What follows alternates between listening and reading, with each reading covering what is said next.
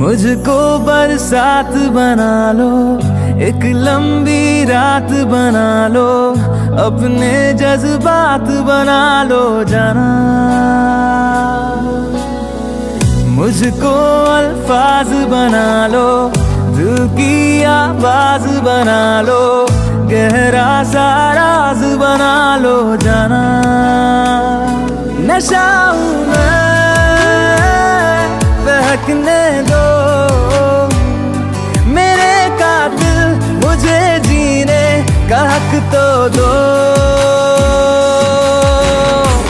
मुझको बरसात बना लो, एक लंबी रात बना लो, अपने जज्बात बना लो जाना।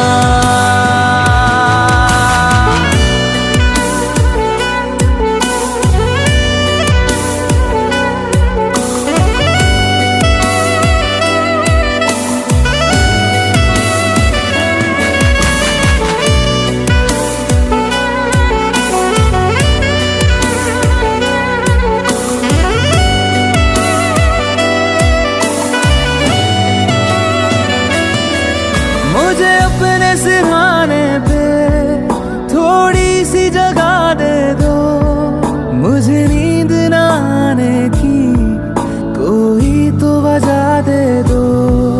मुझे अपने सिरहाने पे थोड़ी सी जगह दे दो, मुझे नींद न आने की कोई तो वजह दे दो।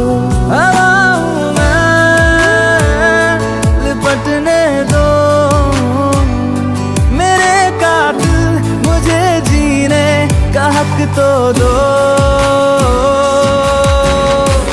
मुझको बरसात बना लो, एक लंबी रात बना लो, अपने जज्बात बना लो जाना।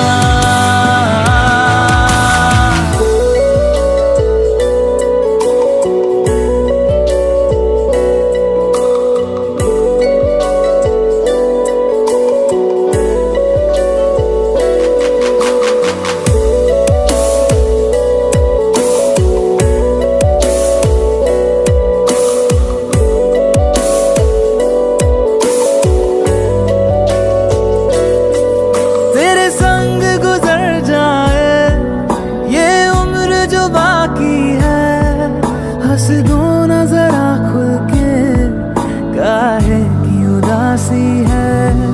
तेरे संग गुजर जाए ये उम्र जो बाकी है, हंस दो ना जरा खुल के, काहे की उदासी है। सुबह हूँ मैं, आने दो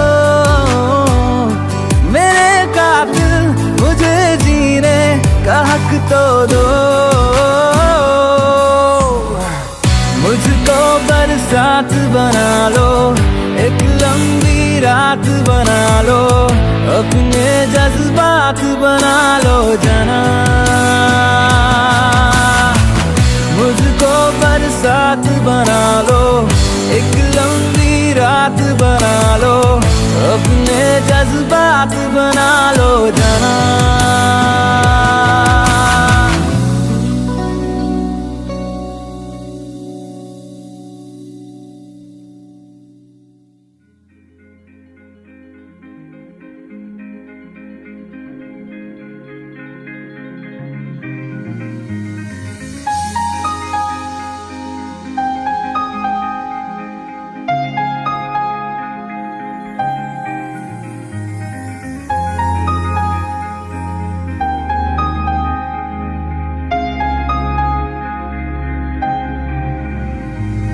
कैसे कहूँ इश्क में तेरे कितना हूँ बेताब मैं, आँखों से आंखें मिला के चुरा लूं तेरे ख्वाब में। कैसे कहूँ इश्क में तेरे कितना हूँ बेताब मैं। आँखों से आंखें मिला के चुरा लूं तेरे ख्वाब में। मेरे साथ में यारा जिस जगह तुम हो, मैं जो जी रहा हूँ वजह तुम हो, वजह तुम हो। मैं जो जी रहा हूँ वजह तुम हो, वजह तुम हो।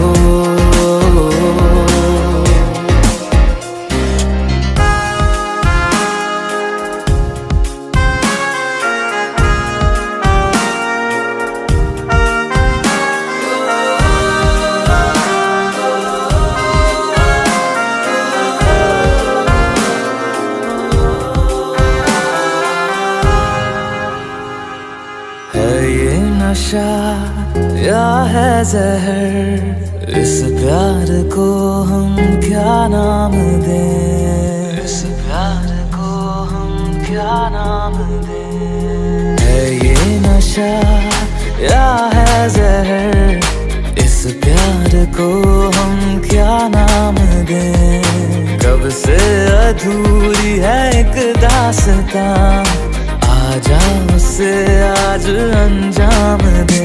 तुम्हें भूलूं कैसे मैं, मेरी पहली खता तुम हो। मैं जो जी रहा हूँ वजह तुम हो, वजह तुम हो। मैं जो जी रहा हूँ वजह तुम हो, वजह तुम हो।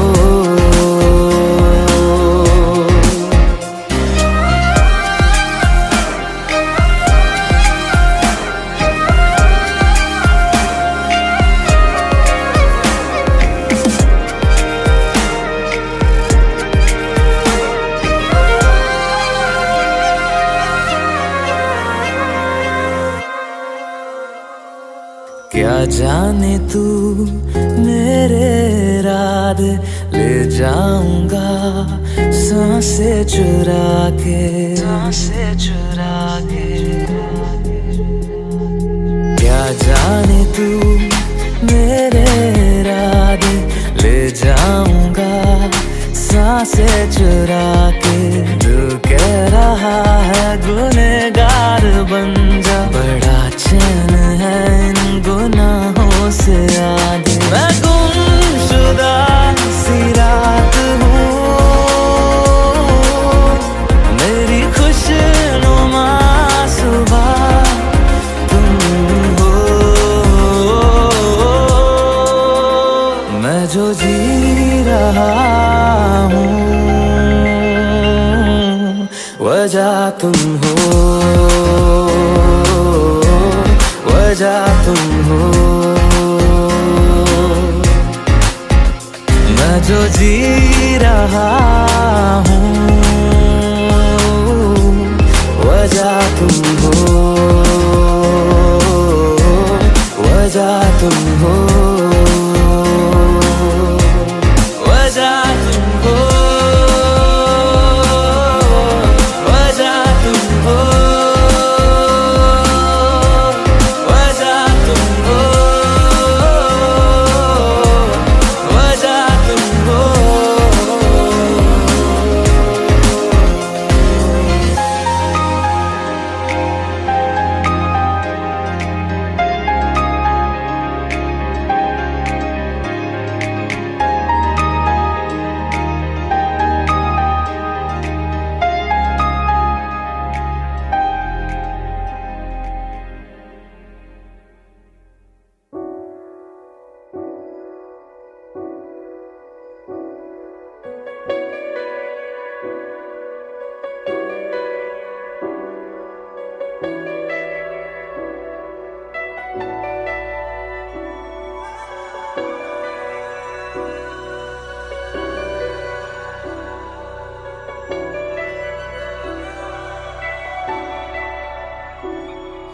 इतनी मोहब्बत करूँ ना, मैं डूब न जाऊं कहीं, वापस किनारे पे आना, मैं भूल न जाऊं कहीं।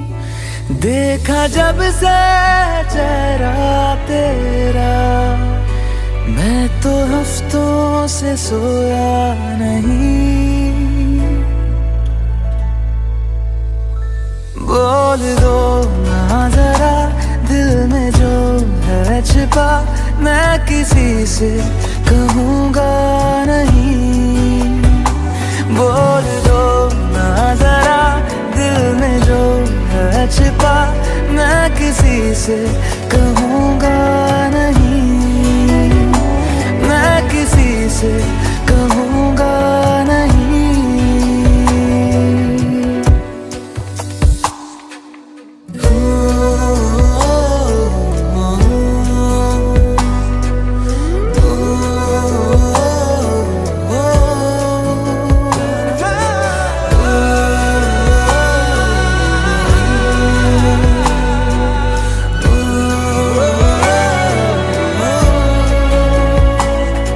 मुझे नींद आती नहीं है अकेले, ख्वाबों में आया करो। नहीं चल सकूंगा तुम्हारे बिना मैं, मेरा तुम सहारा बनो। एक तुम्हें जाने के अलावा और कुछ हमसे होगा नहीं। बोल दो ना जरा दिल में जो है छिपा, मैं किसी से कहूँगा नहीं। बोल दो ना जरा दिल में जो है छिपा, मैं किसी से कहूँगा नहीं, मैं किसी से कहूँगा नहीं।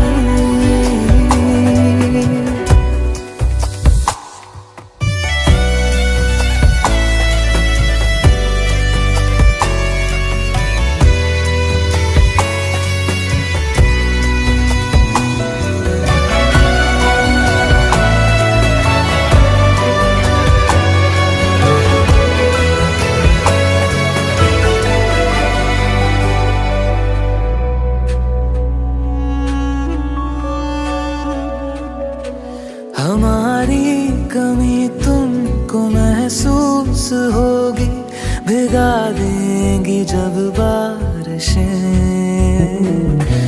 मैं भर कर के लाया हूँ आँखों में अपनी अधूरी सी कुछ ख्वाहिशें।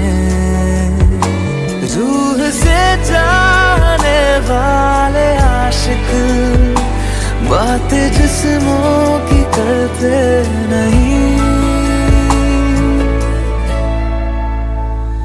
बोल दो ना जरा दिल में जो है छिपा, मैं किसी से कहूँगा नहीं।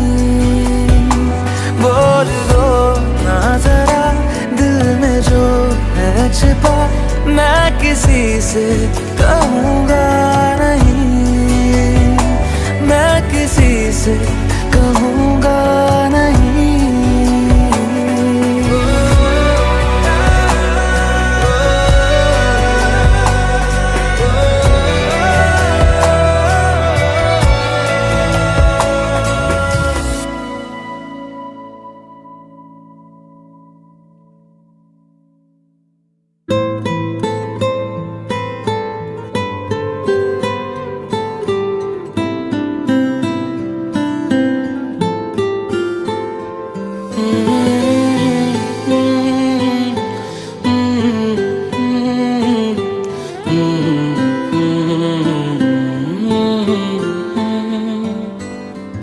एक चीज चन्ना तेरे बाद रह गई, खो गया है तू, तेरी याद रह गई। करना मैं की इस दिल दा मेरे सांसें तो मेरी तेरे नाल रह गई। ऐसे क्यों बदल गया, क्या कोई है मिल गया, दिल पूछता है क्या कहूँ। टुटे टुटे ख्वाबा विच दिसदा है तू, मैनू छड्ड अज कल किसदा है तू। तेरे बाजू मेरा कोई और ता नहीं, हाल मेरा के क्यों नहीं पुछदा है तू।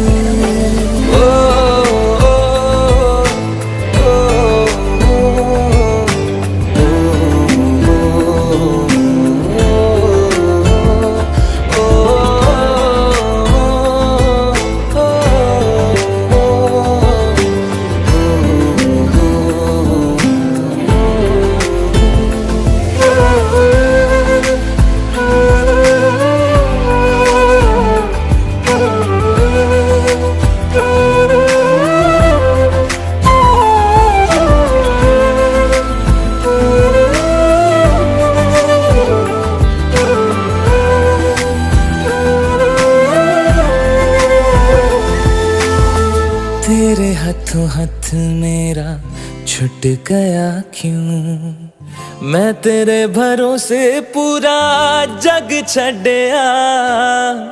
जिंद कहण वाले साह लुट गया क्यों, हम सफर बना के क्यों बेजान ले गया। रोज रोज ना रुला, कर दे मेरा फैसला, आधे मन से कैसे मैं जीऊं। टुटे टुटे ख्वाबा विच दिसदा है तू, मैनू छड्ड अज कल किसदा है तू। तेरे बाजू मेरा कोई और ता नहीं, हाल मेरा के क्यों नहीं पुछदा है तू।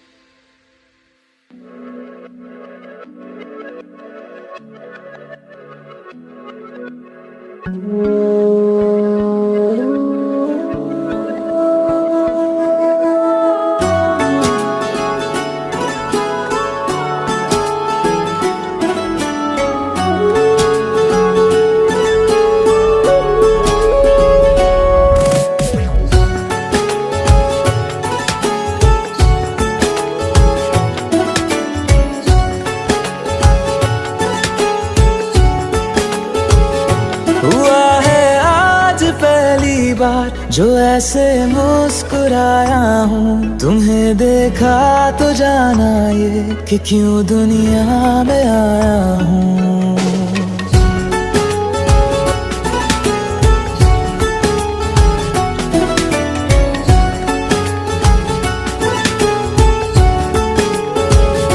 हुआ है आज पहली बार जो ऐसे मुस्कुराया हूँ, तुम्हें देखा तो जाना ये कि क्यों दुनिया में आया हूँ। ये जान ले करके जा मेरी, तुम्हें जीने में आया हूँ। मैं तुमसे इश्क करने की इजाजत रब से लाया हूँ।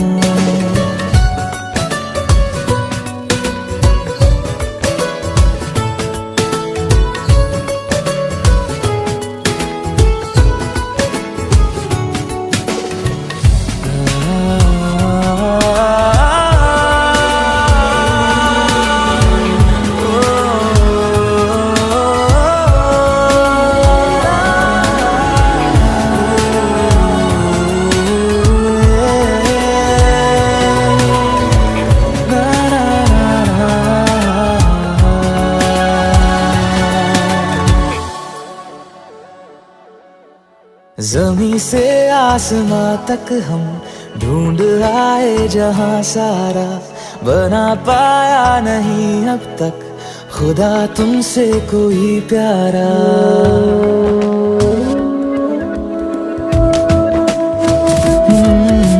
जमी से आसमां तक हम ढूंढ आए जहां सारा, बना पाया नहीं अब तक खुदा तुमसे कोई प्यारा। बातों में तेरी है बदमाशियाँ, सब पे वजह की है तारीफियाँ। मैं लिख दूँ आसमां पर ये कि पढ़ लेगा जहां सारा, हुआ ना होगा अब कोई यहाँ हम दो सा दोबारा। मैं दुनिया भर की तारीफें तेरे सजदे में लाया हूँ, मैं तुमसे इश्क करने की इजाजत रब से लाया हूँ, रब से लाया हूँ, रब से लाया हूँ।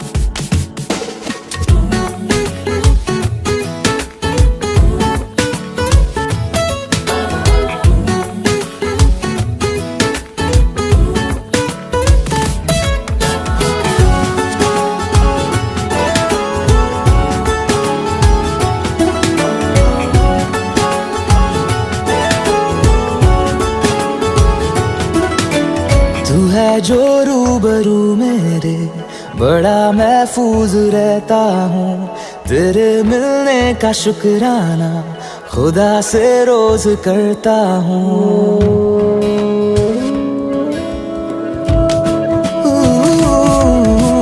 तू है जो रूबरू मेरे, बड़ा महफूज रहता हूँ, तेरे मिलने का शुक्राना खुदा से रोज करता हूँ।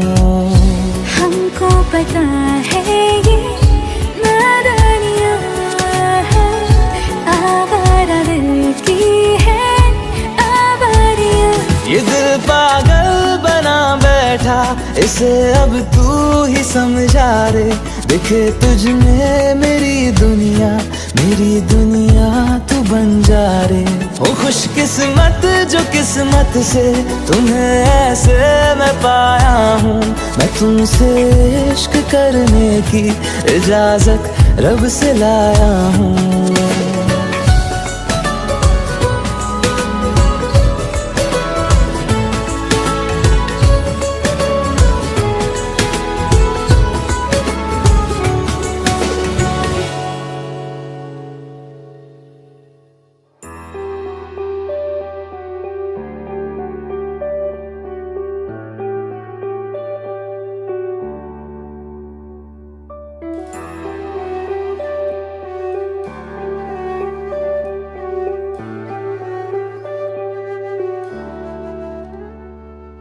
आहटे कैसी है आहटे, सुनता हूँ आजकल है दिल बता।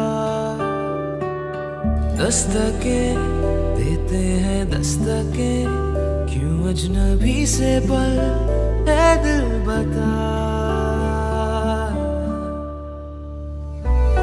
कुछ तो है जो नींद आए कम, कुछ तो है जो आंखें हैं नम, कुछ तो है जो तू कह दे तो हंसते हंसते मर जाए हम।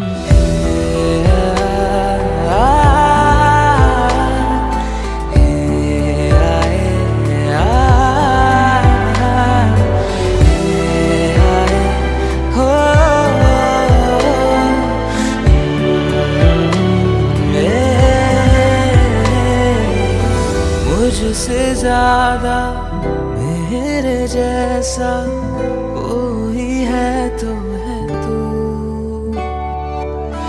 फिर ना जाने दिल मेरा क्यों तुझको ना दे सकूं। कुछ तो है जो दिल घबराए, कुछ तो है जो सांस ना आए, कुछ तो है जो हम होठों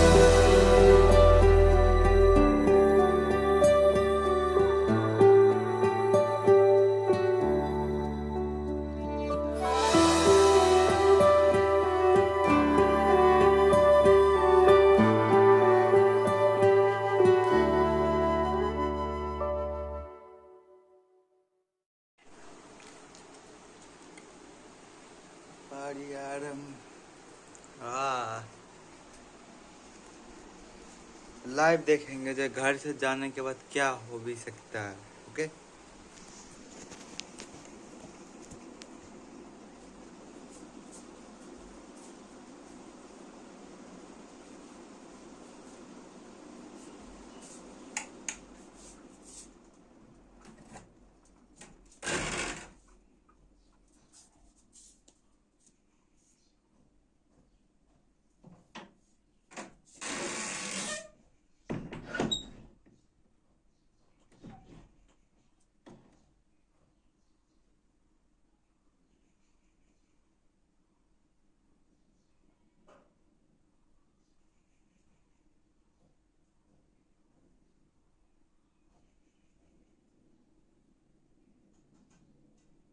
Murshidabad.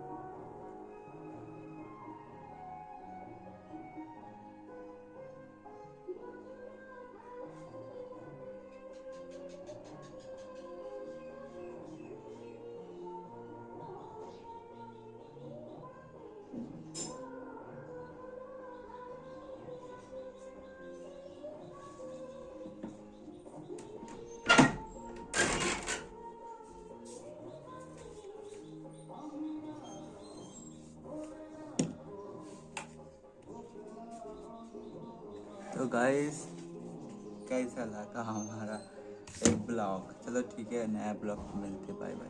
The trauma bay doors are shut, not closed sealed. Red lights blink above the frame like a warning.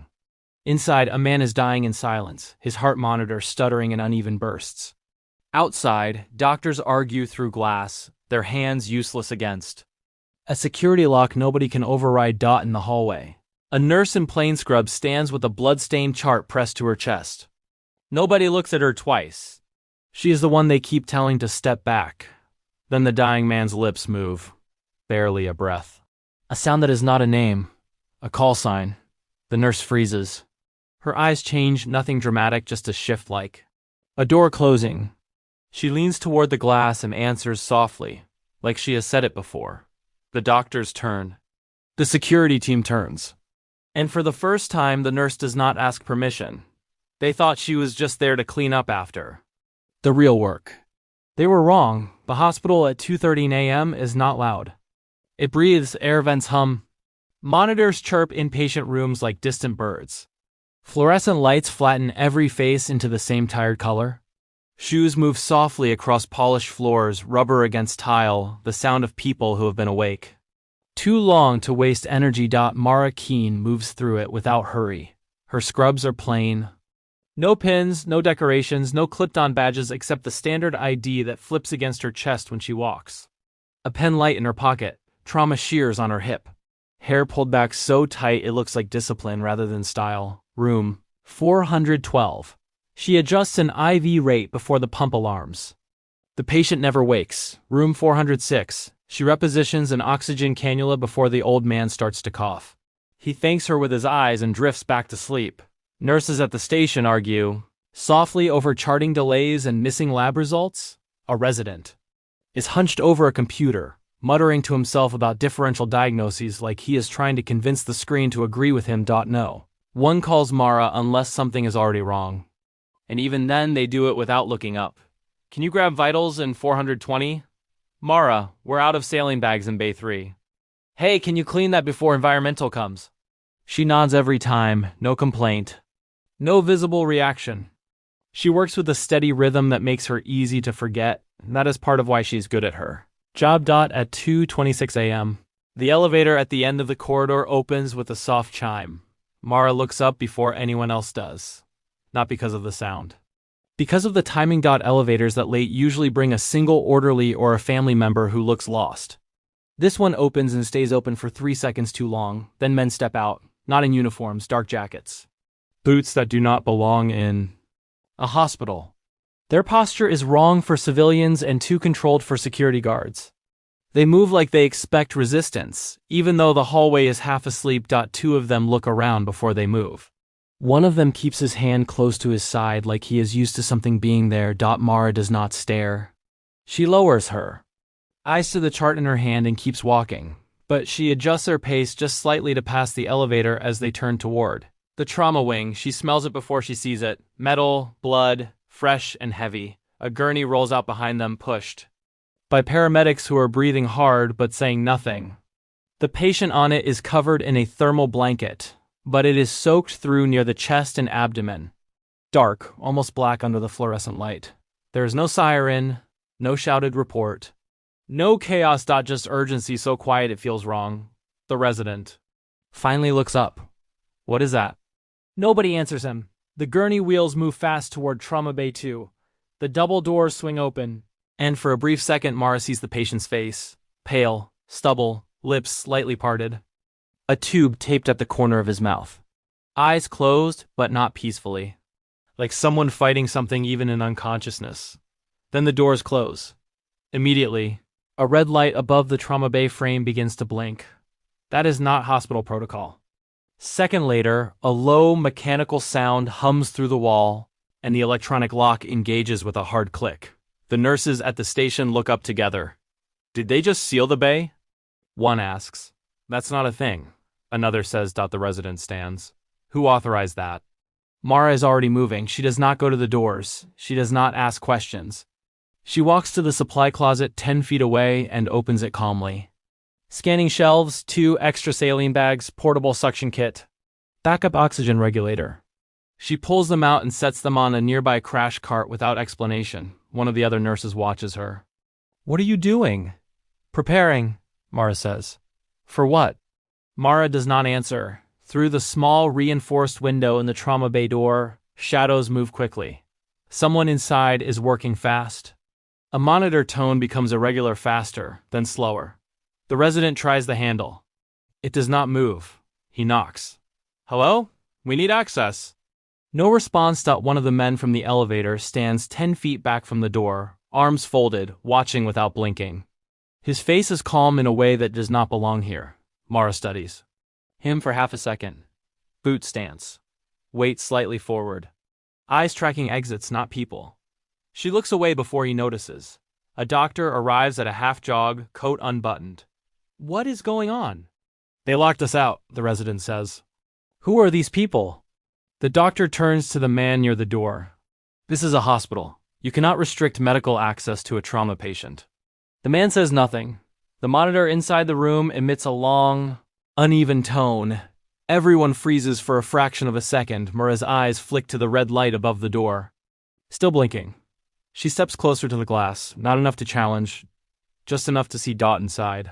Someone is leaning over the patient, hands moving fast, blood on gloves, a suction line already dark. The patient's lips move barely. Mara does not realize she has leaned forward until her forehead almost touches the glass. She cannot hear him, but she sees the shape of the word, not a name, something shorter, sharper, a call sign. Her breath stops. For a moment so small no one notices. Behind her, the doctor is still arguing. The resident is calling someone on his phone. Nurses whisper. Mara straightens. Her face does not change. She picks up the crash cart she prepared and rolls it quietly to a position beside the door. She checks the oxygen regulator without being asked, tests the suction, aligns the saline bags. So the ports face outward. She does it like this is routine, like she has done this before. No one thanks her. No one questions her. They still think she is just getting ready to clean up after the real work begins. Mara keeps her eyes on the glass and waits. The red light above. Trauma Bay 2 keeps blinking. Not fast. Not slow, a steady pulse that turns. The hallway into a quiet warning. Doctors gather near the door in a half circle, voices low but urgent. The resident is on the phone with administration, repeating the same sentence in different forms. We have a critical patient we cannot access. No, they will not identify themselves. Yes, the door is electronically sealed. The man in the dark jacket stands where he was before, arms folded, watching the hallway like it is a perimeter. Instead of a hospital corridor, Mara stays beside the crash cart. She does not speak. She listens inside the room. The monitor rhythm stutters again. A thin, uneven tone pushes through the door, faint but unmistakable. The sound of a heart struggling to find a pattern. One of the nurses whispers, "He's crashing." The doctor hits the glass with his palm. "Open this door." No response. Mara kneels beside the crash cart and checks the portable suction again. She turns it on for half a second, then off. The battery indicator is full. She checks the oxygen regulator, tightens it slightly, lines up the tubing so it will not tangle when pulled. She moves with care that looks like habit. The other nurses watch her, without understanding why they feel calmer seeing it. Through the small window, shadows shift quickly. Someone inside is trying to reposition the patient. The angle is wrong, too much upper body movement. Not enough control. Mara tilts her head slightly. They are losing blood faster than they can manage. She stands and steps, closer to the glass again. The patient's face turns slightly toward the door. His eyes remain closed, but his jaw moves. Lips part. This time she sees it clearly. A single word. A call sign. It is not meant for the room. It is not meant for the doctors inside. It is meant for someone who is not there. Her throat tightens before. She can stop it. Behind her, the resident says, "We should call a code." "They already know he's dying," the doctor replies. "That's not the problem. The problem is the door." Mara glances up at the ceiling. The small dome camera above the trauma bay is angled slightly down the hallway. Not directly at the door. She notices that without thinking. She steps sideways, just enough that her body blocks the camera's view of her hands. Then she reaches to the wall panel beside the door. Not the main control. The maintenance access strip. Below it. Her fingers press lightly along the seam, feeling for the slight irregularity where the plastic was replaced after the last renovation. She remembers the maintenance report. The faulty wiring they patched instead of replacing. She does not open it. She just confirms. It is still there. Still vulnerable. A nurse beside her whispers, "What are you doing?" "Checking something," Mara says quietly. The man in the dark jacket watches her now. Not suspicious. Curious. Inside the room, the monitor tone becomes more frantic. A high, rapid beeping that makes everyone's shoulders rise. They're losing him. The resident says. Mara does not look at the monitor. She looks at the patient's mouth. It moves again. The same word. The call sign. She leans closer to the glass, so close her breath fogs it for a second. Very softly, barely louder than a breath, she answers. One word. The response. The man in the dark jacket reacts before he can hide it. His eyes shift to her sharply, like a reflex he did not choose. For half a second, his posture changes, recognition, not of her face, but of what she just said. Mara straightens as if nothing happened. The doctor turns. "What did you say?" "Nothing," she replies. The hallway feels tighter now, smaller. 2 more men arrive from the elevator. They do not speak to anyone. They stand near the first man, forming a quiet wall between the staff and the door. The resident lowers his phone slowly. "Administration says they've never seen this protocol before." Mara nods once, as if that confirms something for her. She picks up the oxygen tubing from the crash cart and drapes it over her arm, measuring the distance to the door without. Looking obvious, she checks the saline ports. Again, her movements are not nervous, they are preparatory. The doctor watches her. Mara, what are you planning? She meets his eyes for the first time tonight. Being ready when that door opens, she says. Another long, uneven tone comes from inside the room. This one lasts longer. No one speaks. Mara keeps her gaze on the glass and waits for the moment they cannot control anymore. The hallway no longer feels like part of the hospital. It feels like a border. Staff who pass through slow down without understanding why. They lower their voices. They avoid looking at the red light above Trauma Bay 2 as if eye contact might involve them in something they do not want to touch. Two more men arrive from the elevator. They do not wear badges, no hospital ID, no visible rank. But the way they take position says enough. One at the corner near the nurse's station, one near the fire exit. Not blocking, controlling, the first man in the dark jacket gives them a small nod.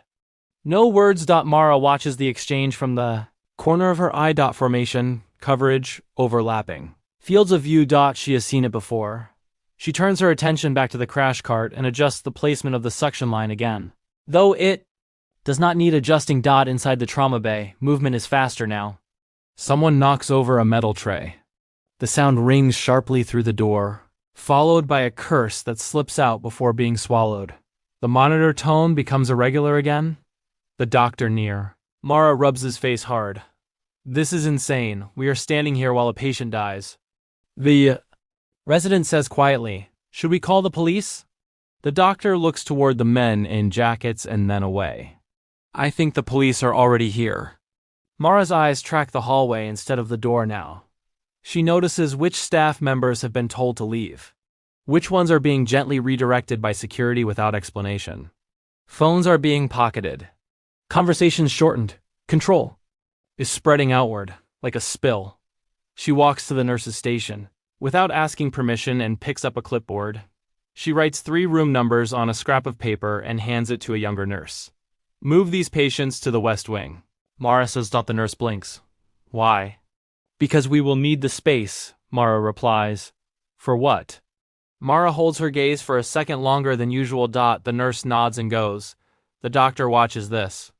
"Mara, what space? What is happening?" She does not answer directly. "Do we have spare or negative in the fridge?" He hesitates. "Yes." "Bring it here," she says. He frowns but goes. Mara does not raise her voice. She does not explain. She simply sets small things in motion, and people obey because she sounds like someone who already knows the outcome. The man in the dark jacket watches her closely now. Not hostile. Assessing. Inside the room. The patients. Arm jerks slightly as someone inside tries to insert another line. The movement is too forceful. The angle wrong. Mara exhales slowly through her nose. They are trained for field stabilization, not surgical control. She steps closer to the glass. Again, the patient's head rolls slightly toward the door. His lips move. The same word. The call sign. Her jaw tightens for a fraction of a second. One of the newly arrived men shifts his weight. His eyes flick to her, then to the first man as if silently asking a question. The first man does not answer. But he does not look away from Mara either. The doctor returns with the blood packs. "Here."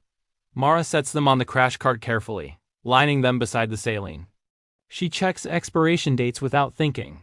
The resident whispers, "Why do we need blood out here if we can't even get in?" Mara answers quietly, "Because this will fail." He looks confused. "What will?" She does not respond. A hospital administrator appears at the end of the corridor, breathless and irritated. "What is going on here? Why is this area restricted?" One of the men in jackets steps forward and shows something quickly too. Fast to read. The administrator's posture changes instantly. He lowers his voice, nods, steps back. Mara watches that carefully. Authority recognized without question.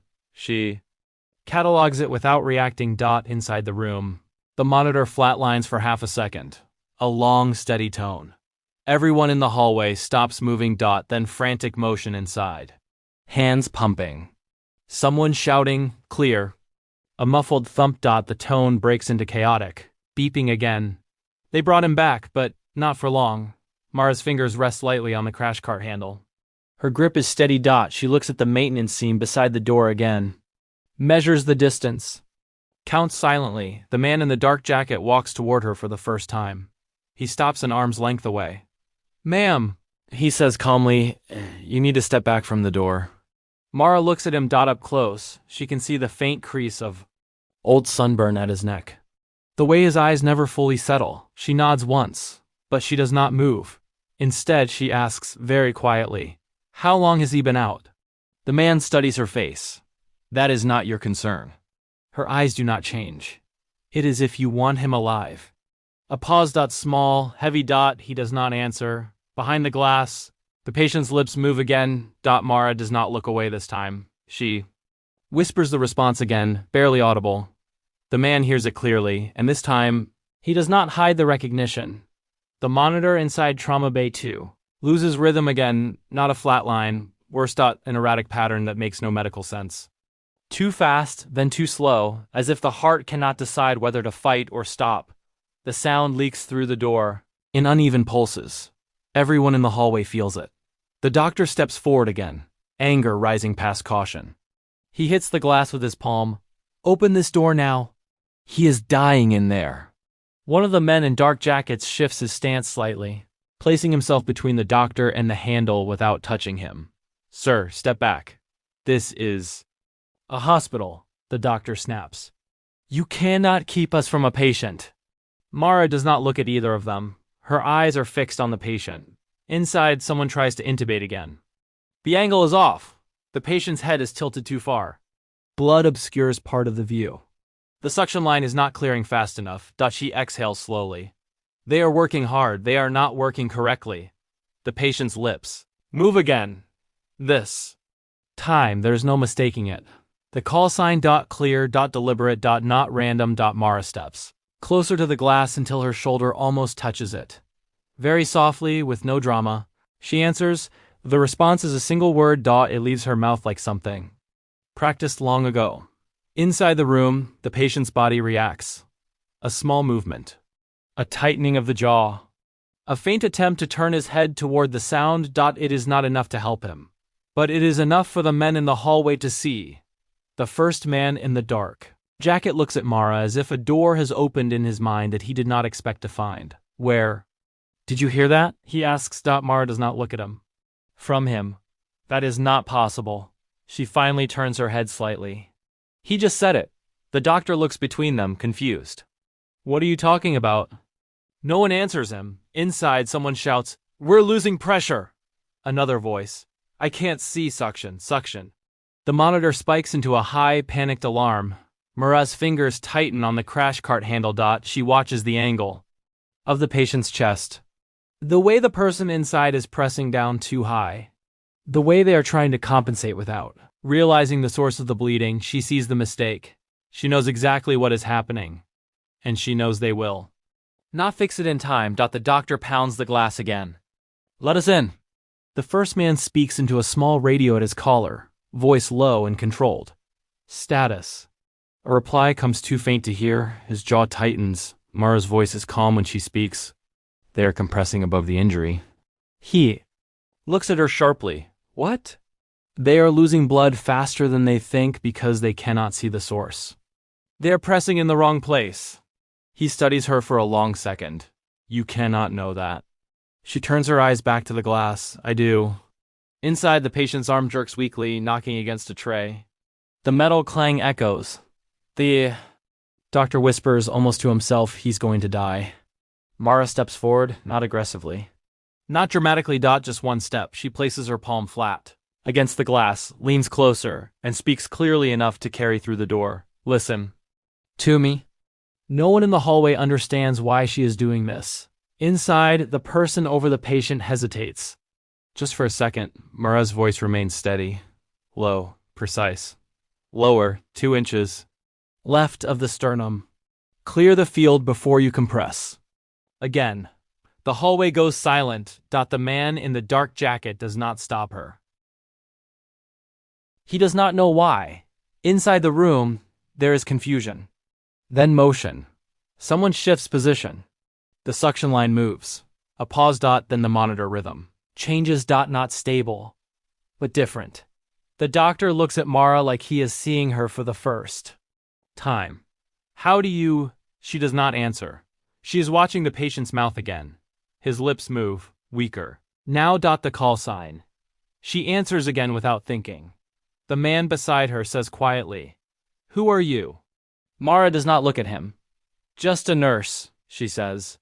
The monitor stutters again. The improvement does not hold. They are buying seconds, not minutes.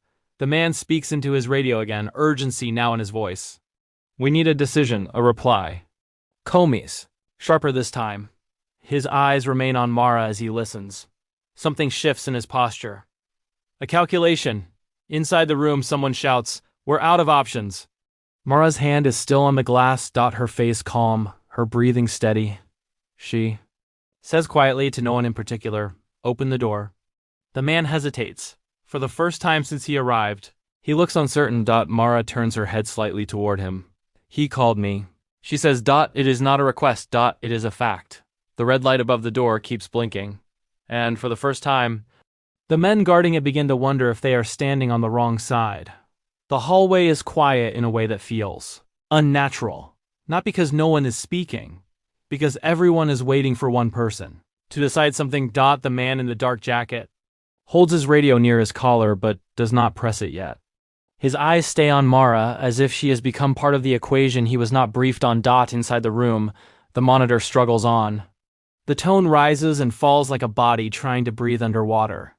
Mara removes her hand from the glass. She does not rush. She does not plead. She turns to the crash cart and checks the oxygen line one more time. Her fingers move with slow certainty. She untangles a loop in the tubing that no one else would have noticed until it snagged. The doctor watches her. "Mara, tell me what is happening." She meets his eyes briefly. They are trained to keep him alive long enough to move him, not long enough to save him. The words land heavily. The man in the jacket presses his radio. "I need confirmation." On a change of access protocol. A pause, static. A reply too faint to understand. His jaw tightens. "Yes, sir, she is here." Mara does not react. The resident whispers, "She?" No one answers. The man lowers the radio slowly. He studies Mara's face like he is comparing it to a photograph in his memory. "What is your name?" He asks. "Mara." She replies, full name. She holds his gaze without tension. "Mara Keene." He repeats it softly, as if testing how it feels. Then nods once, almost to himself. Inside the room, someone shouts, "He's dropping again."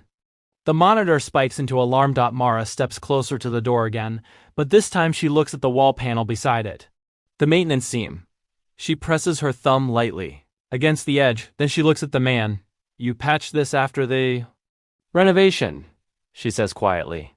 "The override line runs behind this panel." He blinks. "How do you know that?" She does not answer. Instead, she turns to the younger nurse she sent away earlier, who has just returned.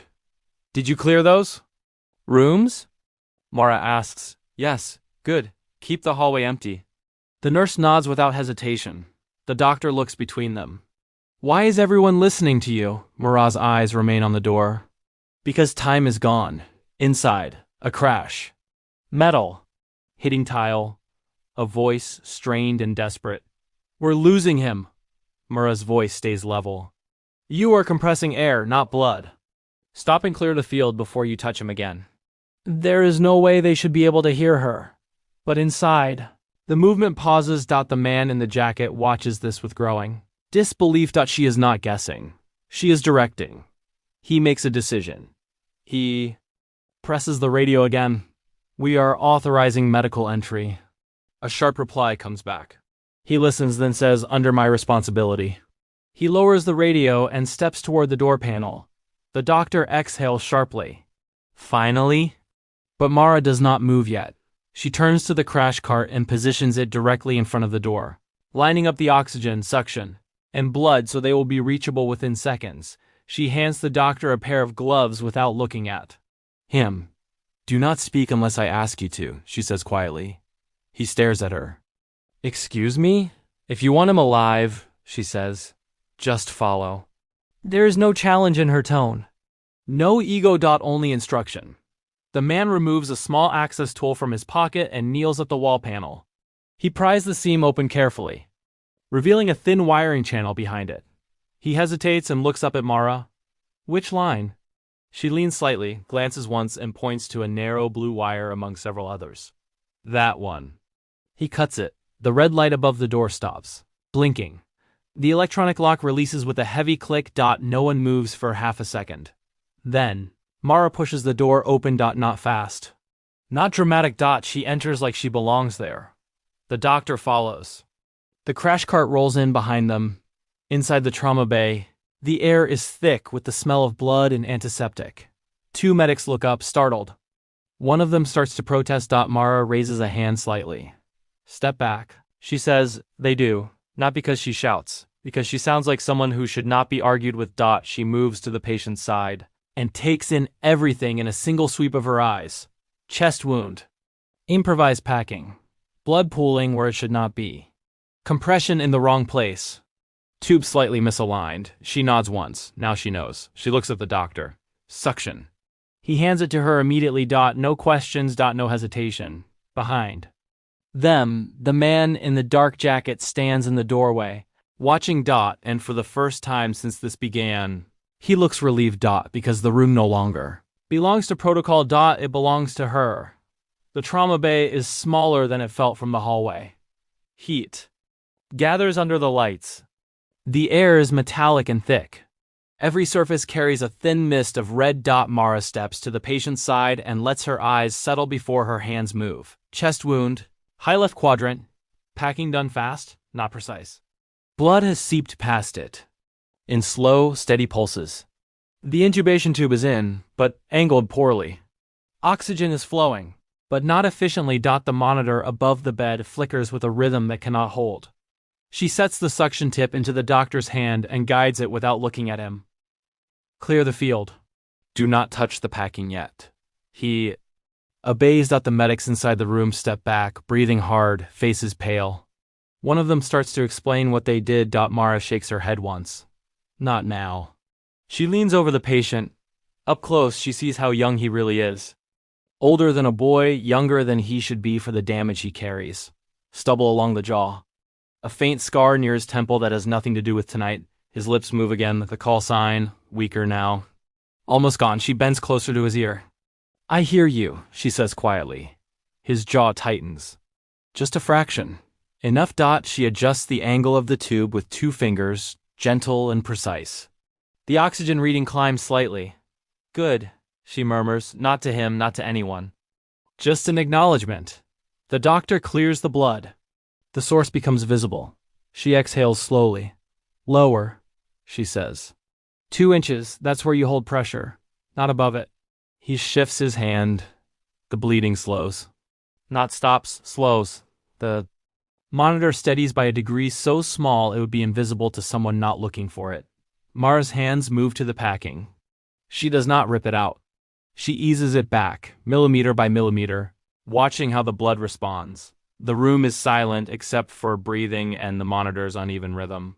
Behind her, one of the men in jackets steps inside the doorway. He watches like he is witnessing something he did not expect to see in this building. Mara speaks without turning. Close the door. He does. The room becomes its own world. She replaces the packing with fresh gauze from the crash cart, pushing it into the wound with calm, firm pressure. Not rushed. Not hesitant. Her hands are already soaked. The doctor whispers, "We need surgery." "Yes," she says. "But he won't survive the hallway." She glances at the blood packs. "Hango negative now." He moves quickly. One of the medics says quietly, "They wanted to move him." Mara nods once. "I know." She does not sound angry. She sounds certain. The patient's chest trembles under her hands. His heart tries to race ahead of his blood supply. She adjusts her pressure slightly. "Stay with me," she says very quietly. Not encouragement. Not comfort. Instruction. A knock sounds against the door. Mara does not look.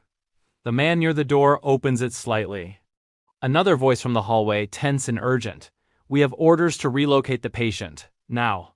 The doctor looks up, startled. "What?" Mara's voice does not change. "Tell them no." The man hesitates. "Ma'am," she finally turns. Her head, her eyes are calm, but there is something behind them that makes him stop speaking. "If you move him," she says, He dies in the elevator. The man studies her face for a long second. Then he closes the door without replying. The patient's pulse spikes again. The monitor shrieks briefly. Mara shifts her stance, bracing one knee against the bed for leverage. She adjusts the gauze. Pressure with exact control, feeling the bleed slow under her palm. The doctor hangs the blood. The line fills dark and fast. Good, she says again. Her voice remains level, measured, but sweat has begun to form along her hairline. A thin line sliding toward her temple that she does not notice. She looks at the oxygen regulator. Increase flow by 2. The doctor does. The patient's lips move again. She leans closer, the call sign fainter than before. She answers it just as quietly. And for the first time, her voice wavers by a fraction of a tone. The medic hears it. Looks at her differently. The knock at the door comes again, harder this time. The man in the jacket opens at a crack. A sharper voice outside. That is a direct order. Mara does not raise her voice. Give me 5 minutes. The man hesitates. She. It's still working. You will not need to move him if I do my job. A pause outside. Then silence. The door closes again. Mara adjusts the packing one final time. The bleeding has slowed to a controlled seep instead of a flood. She nods to herself. Now we can move him, she says quietly. The doctor looks at her, confused. You just said now, she repeats, because now he might survive it. She straightens slightly, her back protesting from the position she has held too long. She does not show it. Her gloves are dark red to the wrists. She looks at the patient's face. You're not done yet, she says softly. Not a promise, a statement. Behind her, the man at the door watches in silence, and he understands, finally, that whatever authority brought him here tonight is not the one controlling this room. She is. They prepare to move. Him. Not quickly. Carefully. The doctor checks the lines twice. The medics position the portable monitor. One of the men in jackets opens the door and clears the hallway with a glance that makes staff step aside without being told. Mara does not step away from the bed. Her hand remains on the packing inside the wound, holding the fragile balance she created. If I remove my hand, he bleeds out, she says calmly. So I'm going with him. The doctor looks at her. You can't. She meets his eyes. You want him alive. He nods once. They begin to roll. The gurney moves into the hallway, and the red light above the trauma bay is still off. It will not blink again tonight. The corridor is empty because Mara cleared it earlier. That is why she cleared it. The elevator waits open at the end like a mouth. Mara walks beside the bed, bent slightly, her arm steady, fingers inside the wound, keeping pressure where no device can. The man in the jacket walks ahead, clearing space. Another follows behind. They look like they are escorting something more than a patient inside the elevator. It is tight. The doors close with a soft mechanical sound that feels louder than it should. The doctor whispers, "This is not safe." Mara does not look at him. Neither is dying.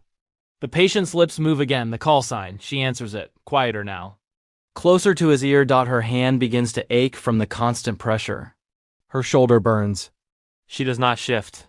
The elevator descends 1 floor to the surgical wing. Halfway down, the monitor flickers wildly again. The doctor panics. He's crashing. Mara adjusts her fingers inside the wound without looking. A slight change in angle. Not yet, she says. The rhythm stabilizes just enough. The doctor stares at her hands like he is watching something impossible. The doors open. A surgical team waits, confused and unprepared for what they are seeing. Blood, security, a nurse with her arm buried in a chest wound. OR is ready. Someone says. Mara does not let go. They roll him directly inside. Bright lights. Stainless steel, the smell of sterile air. A surgeon steps forward. What happened, Mara? Interrupts quietly. Listen carefully. The bleed is here. Not where you think. If you open high, you lose him. The surgeon pauses, looks at her face. Something in her expression makes him nod without arguing. She keeps her hand there while they prep, while they drape, while they cut around her. Only when the surgeon says, I have it, does she slowly, carefully withdraw her hand. Blood follows for half a second. Then the surgeon clamps. The bleeding stops. The room exhales as one. Mara steps back for the first time. Since entering the trauma bay. Her gloves are dark. Her arm trembles now that she is not forcing it to be still. A nurse moves to help her remove them. She shakes her head once. Does it herself? The man in the jacket stands at the edge of the OR, watching. He says quietly, "You just signed a liability form for this patient." Mara nods. "You could lose your license." She looks at the patient on the table. He could lose his life. A pause. He studies her. "You knew him." She does not answer, because that is not a question she is willing to touch. She turns and walks out of the OR before anyone can stop her. Her legs feel heavier now. The adrenaline thinning into something else. The surgical doors close behind her. With a soft hiss, the hallway outside is crowded now. More men in dark jackets, a few in suits. A hospital administrator who looks pale and deeply uncomfortable.